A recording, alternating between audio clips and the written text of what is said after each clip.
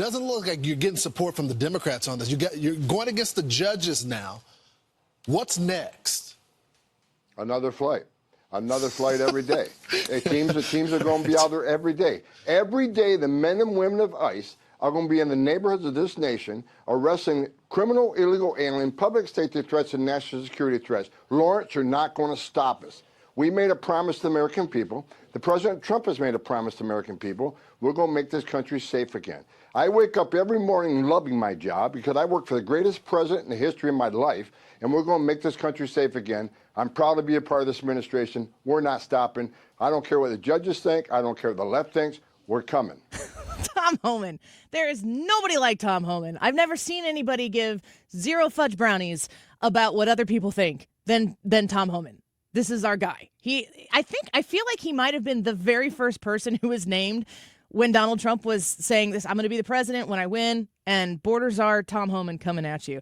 I want to get to our guests because I am not a legal expert. I do not play one on the radio. We have them join us, and Will Chamberlain is certainly one of those. Senior Counsel at the Article 3 Project, on X at Will Chamberlain. Will, welcome back to the show. It's good to have you.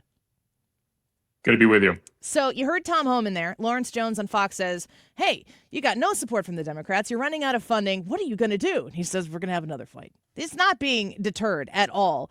What do you make of the legal system's infiltration of Donald Trump's policy on trying to get terribly violent gang members out of the United States? Are these courts going to win?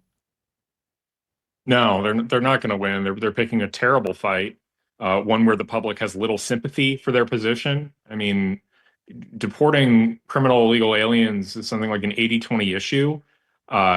And the due process they're entitled to, I mean, one, they're not actually entitled to very much due process at all, right? Due process is a sliding scale. At some point, they might be entitled to a hearing to determine that they are a member of the gang. That's about it.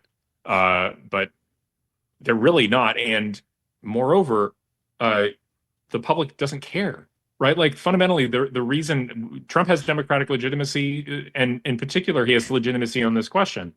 So I just don't see the courts really. I think the courts are going to have to back down here. I think it's as simple as that. So when Donald Trump decides to round these people up and take them out of the country, of course, the Democrats tried to stop that in the campaign by never letting Donald Trump become the president in the first place. Lost big there. Like you point out, this being an 80-20 issue, it seems as though the Democrats are incapable of just pausing for a minute and listening to the American people, to what they have to say and listening to what they want to happen in the country that we, the people, still have a grasp on. They've moved into the courts, and, you know, we're talking about district judges who are trying to turn planes around in the air and dictate to the administration what it is that they're going to do with these criminals that they're deporting. Why would a district judge feel emboldened to make this type of call? I don't know. I mean, I think it's just a procession of judges accruing a lot of power and thinking that their equitable powers are almost infinite, that they literally just have the power to order planes in the air to turn around if they want to. And I mean, this is just such a core Article 2 authority. It's both the Aliens Enemies Act and inherent Article 2 authority. And the Alien Enemies Act, that's been on the statutes book since right after the founding. Hasn't gone anywhere. It's been reaffirmed as valuable 50 years ago. And you know, we talk a lot about, you know, how do we know what the founders would have thought about something, whether they would have thought it was constitutional? Well, they clearly thought this was constitutional because they enacted it. It's their bill. Tom Homan answered that question too. I think he was in the White House lawn. He's like a Senator Kennedy. It's like every time he talks, it's going to be a gem. But someone said, like, accused him of using a 200-year-old law, and he didn't take too kindly to that either. He's like, the Constitution's older than that. Like, when does a law become too old to apply? Right. That's never been the standard. The question is whether future law has cast it in doubt, whether future Supreme Court decisions have rendered it unconstitutional, that sort of thing. But no one's ever questioned this. Honestly, like nobody's questioned the constitutionality of the Alien Enemies Act. It's just an obvious core executive power.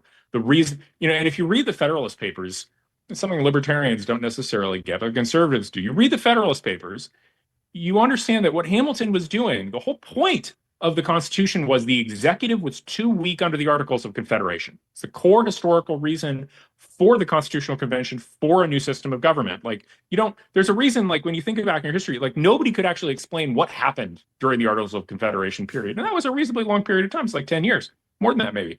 I don't remember exactly, but nobody knows what happened during that period of time because it's almost like we sort of forgot about it. The country was a mess for a decade after the Revolutionary War. Nothing was getting done. The Congress was feeble and weak. There was no executive power. The states were bickering amongst one another. And Alexander Hamilton comes along and is like, we need a president. He needs to have a lot of power. It's important. The Constitution. Yeah. Yeah. I mean, not to make things simple, but that really is the simple fact here. And so none of this makes any sense, what these judges are doing. Sometimes it is simple. And what I see right now, we just got off a conversation with Hogan Gidley, and we were kind of discussing like the direction that the Democrats are trying to take this, where they're trying to win battles, even if it's small right now. They're losing. Every battle they enter, it seems like they're losing. They can't get their footing because everything the Democrats are trying to do, they're not trying to fight for the American people. They're just trying to fight Donald Trump. And they completely have missed the point that the American people chose Donald Trump. So you can't do both things at the same time. So I guess that it ends up in the court system. If that's the only place that you have a fighting chance to try to slow down Donald Trump, that's what they're going to try to do. What happens to these judges, these district judges who get a little ahead of their skis? Anything? I mean, Brandon Gill's filed impeachment, and a bill impeachment. I don't think I'm really glad he did because I think it actually is very justifiable to impeach this Judge Boasberg. His order was not just lawless; it was a threat to the republic in terms of his attempt to constrain and direct Article 2 powers. So, not many judicial orders, even when wrong, justify impeachment. I think that one did. But that said, I don't think it's going to go anywhere. I mean, you need 2/3 vote in the Senate, and the same reason that Trump impeachment was dead in the water from the beginning. Both of them, because they didn't have the votes. Whatever they said, they didn't have the votes. Yeah. So we don't have the votes to actually remove the guy from power. But it really is going to be a question of the real threat to the judiciary is not impeachment; it's disregard. It's the idea that the executive will simply say, you know what? I get to interpret the Constitution too. That's the way that our Constitution was designed. Marbury versus Madison is us being nice. We don't have to. And we haven't reached that point yet, but there's actually some precedent for that. Like many people don't know this, but during the Vietnam War, there was a Supreme Court Justice, William Douglas, who on his own accord held a hearing in Washington and ordered the United States to stop bombing Cambodia. We didn't stop bombing Cambodia. Nixon was like, no. Sorry, not your job. And very quickly, the Supreme Court, basically on a phone call was like, we're not doing this. Sorry, just don't worry about this, Mr. President. This is not going to happen. And it was clear that even informally, they were going to get a hold of their court. They had essentially a rogue justice who thought, I can order the government, order the President of the United States to use the military in a certain way or stop using it in another way. The Supreme Court as a whole realized that was foolish. And they understood the underlying threat because that's an order they have no ability to enforce and that no president would allow them to enforce. And so John Roberts doesn't have any military divisions. He just has goodwill and legitimacy. And it's going to fritter away if they don't get a hold of their district court judges. You can tell a little bit about somebody when they use the term threat to the republic versus threat to democracy. We're speaking with Will Chamberlain right now, and I appreciate that distinction. I'm thinking about the way you talk. It's very helpful and educational from a perspective because when you're talking about the history of the country and the formation of the country, which is still relatively very, very young country. It is an experiment.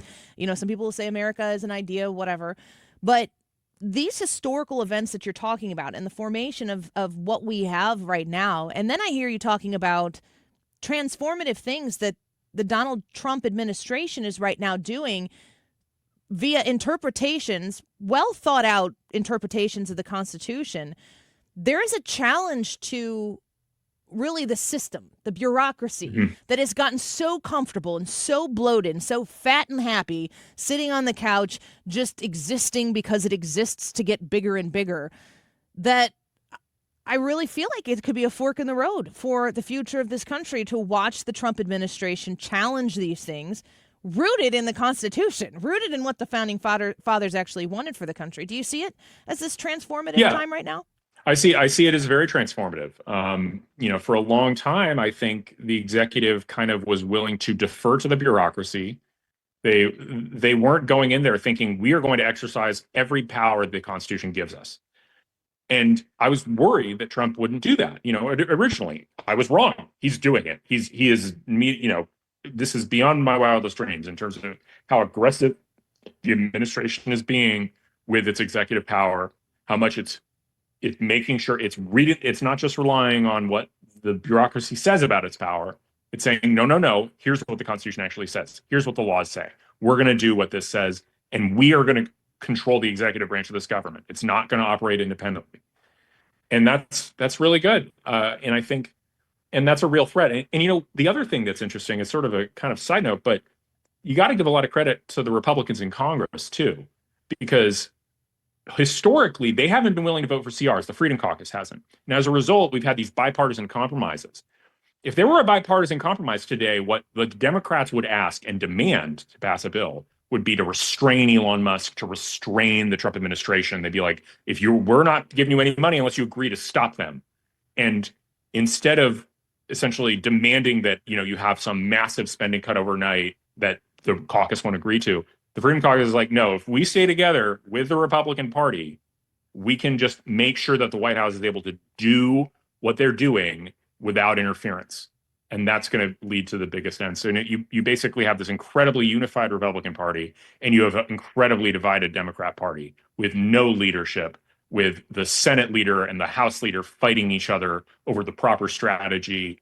They're a mess. Their approval ratings in the tank. And I mean, again, this is, democratic legitimacy is the thing that strengthens him in this battle with the courts, Trump. It's a constitutional renaissance of sorts. And watching, the more I get, the more when they bring up the Alien Enemies Act or whatever, I don't know what that is. I'm like looking and reading through it, talking to experts like you, Will Chamberlain, to find out more details about the implementation of it. But when I hear in a press conference someone say, that law is 200 years old, I'm like, oh my gosh, they have nothing. They have nothing to throw against this. They just want to make it seem like, oh, you're really digging deep there 200 years ago to find a law to get done what you need to do. From a political standpoint, because I am no legal expert, I do realize that the Democrats have nothing right now to push back against the willfulness of Donald Trump to do the things he said he was going to do. And so it's funny you use the phrase constitutional renaissance. There's a famous liberal law professor named Bruce Ackerman who had a theory of constitutional moments, which is at particular moments in time, there's sort of a general understanding in the political environment that we are going to reform, implicitly the Constitution, reform our understanding of how things work. And I've been thinking about that since Trump took office. Certainly he wasn't trying to do that in 2016. I don't think he was really aiming. He thought he was just going to be in charge of the government. He wasn't thinking about, I am going to fundamentally change the way the government works.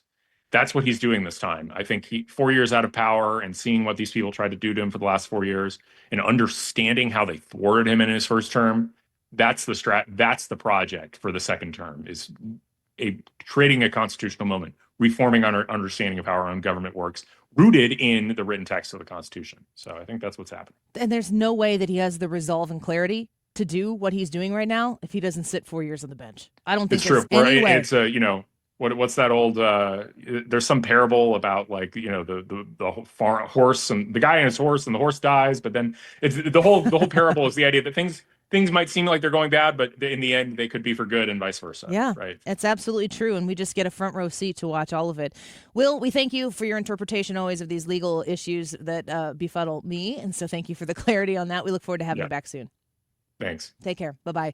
Will Chamberlain, of course, the senior counsel at the Article 3 Project. Go to article3project.org and learn more about what they are doing. And please give him a follow and a hi, hello on X at Will Chamberlain. Will, not Wilt. You could post it, Will.